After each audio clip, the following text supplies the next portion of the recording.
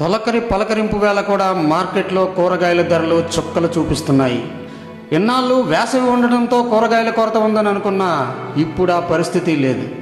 అయినా ఉల్లి మొదలుకొని మిర్చి దాకా అన్నింటి ధరలు సామాన్యుడి జోబులు చిల్లులు వేస్తున్నాయి.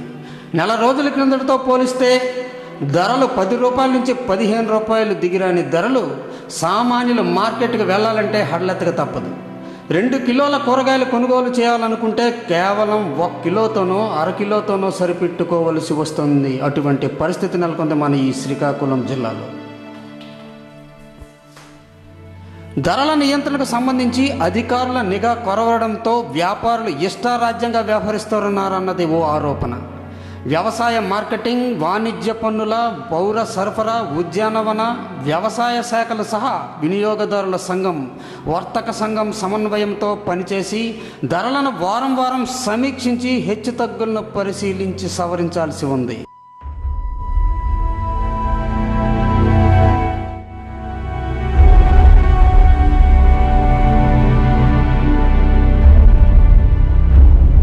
అధికారుల నియంత్రణ కొరవడంతో వ్యాపారులు ఇష్టారాజ్యంగా అమ్మకాలు సాగిస్తున్నారనేది ఓ ఆరోపణ.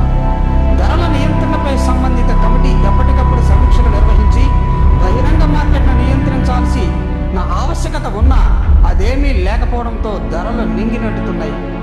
అరకొర జీతాలతో నెట్టుకు వచ్చే సామాన్యులను ధరాఘాతం వేధిస్తోంది.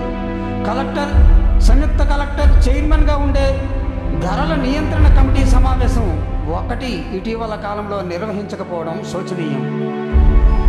గడిచిన 3 నెలలుగా ఎటువంటి సమీక్షలు లేకపోవడంతో ధరల నియంత్రణ మాట అటుంచితే వ్యాపారుల అక్రమ నిల్వలు కూడా యథేచ్ఛగా సాగిపోతున్నాయి. ప్రస్తుత పరిస్థితుల్లో ధరలు దిగి రావాలంటే వ్యాపారులపై పౌర సరఫరాల శాఖ నియంత్రణ నిఘా తప్పనిసరి. లేకుంటే ఇంకా ధరలు పెరిగి సామాన్యులకు ఆర్థిక భారం అవుతుందనడంలో సందేహమే లేదు.